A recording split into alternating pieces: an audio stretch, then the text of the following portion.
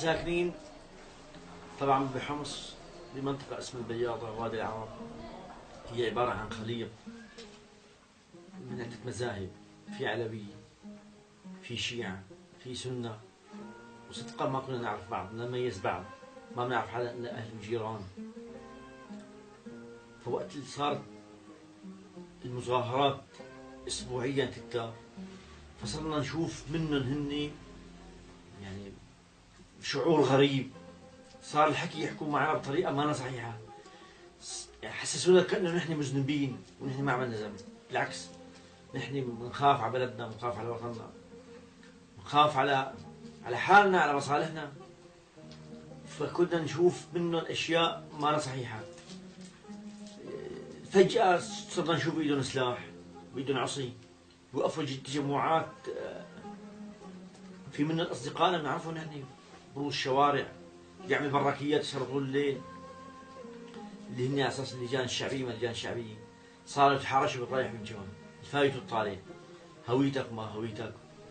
صاروا يجلوا العالم وتعدوا أحيانا على النساء، وأحيانا كثير كان في منهم لطفاء يعني، بس كان في أمور عم تتراكم وعم تزيد بيناتهم كثير.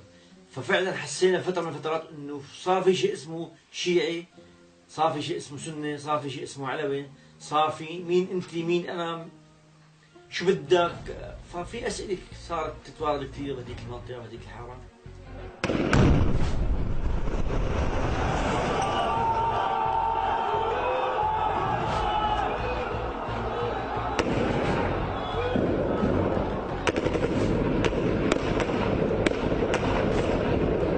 الله أكبر! جيش الحرس!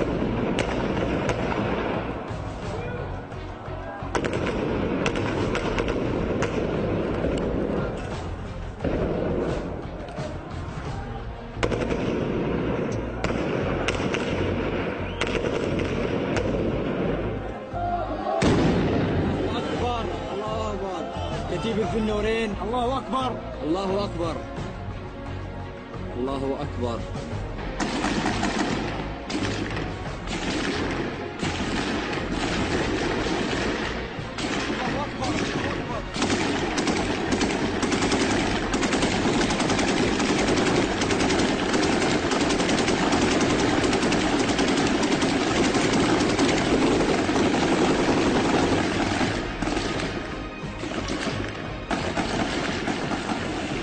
أربعة 2012 كنا بتحرير البريد والجنائية، فاجتنا اخبار انه هلا صار في تعزيزات كثيره جاي من طرف حي السبيل، بدها تفوت على العوائل مشان يا تخفف ضغط على الجنائيه، لانه كمان كان في ناس محاصرين كثير كان عندهم ضباط، يا اما في امر مبيت.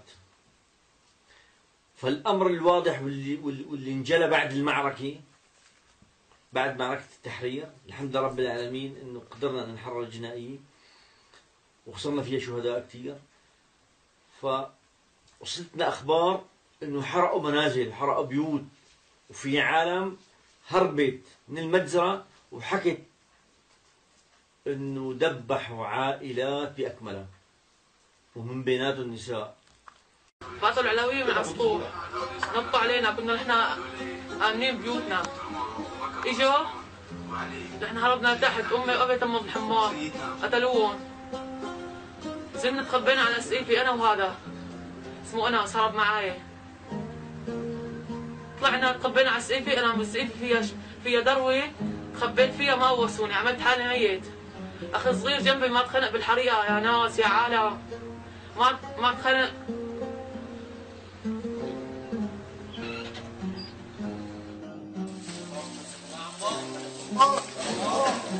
بعد ما خلصوا طلعنا من على السطح، هربنا عن جارنا اسمه ابساير. ابساير كمان هذا خيفان كثير، ما معه شيء، كلياتنا رجال. هربنا نفذنا مع بناي ثاني، هو عنده كمان عالم بينفذهم، ما عرفنا شلون بينفذهم. هربنا على بناي ثاني ما في احد، قعدنا فيها شوي ولا اجوا عالم نفذونا، صرنا بحي امن. نحن 6، انا نفذت باقي 5.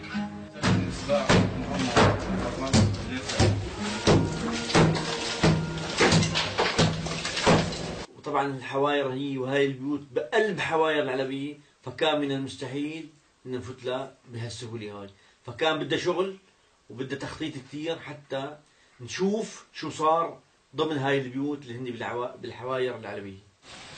هد واحد يغطى معاها. ولا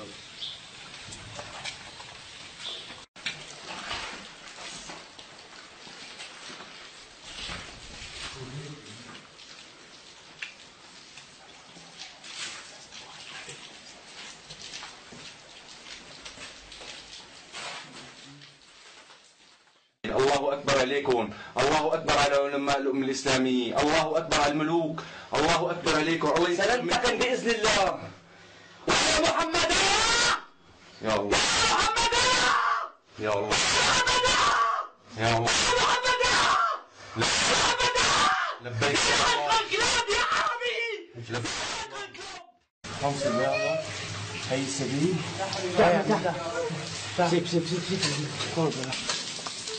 سوي يلا عمي تعال يا اخي. انقاذ طفل لعند بابا. تعال انقاذ طفل من المجزرة، انقاذ طفل صغير من المجزرة، انقاذ طفل. الله اكبر الله اكبر الله اكبر الله اكبر. يا عمري انقاذ طفل. تعال فرجيني يا الله. انقاذ طفل من المجزرة. يا الله يا الله يا الله يا الله. الله اكبر الله اكبر. انقاذ طفل من المجزرة، مجزرة العلبيين. انقاذ طفل. لا تخاف عمو لا تخاف.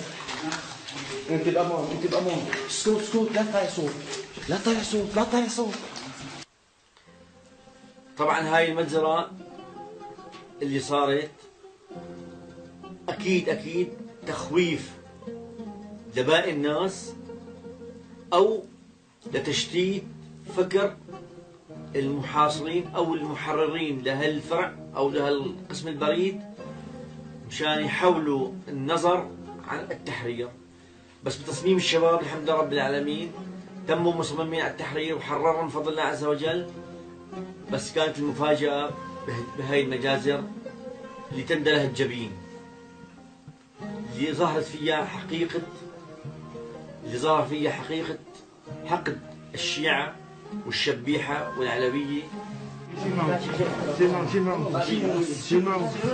قوس البياضة هي السبيل 10/2/2012 عملية نوعية كتيب سيد شهداء الحسين بن علي بن أبي طالب، إنقاذ الشهداء اللي صار لهم أكثر من 10 أيام أكثر. ما عم نقدر نشيلهم شهداء، نطلع الشباب شلون حاطين على خيرهم من الريحة. الله أكبر عليك يا بشار الكلب، الله أكبر عليك يا حسن نصر الهلال. هاي شباب احكي يا شباب.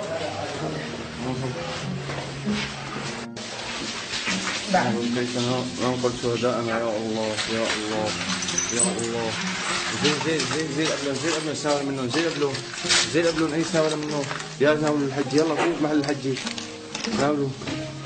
انظروا كيف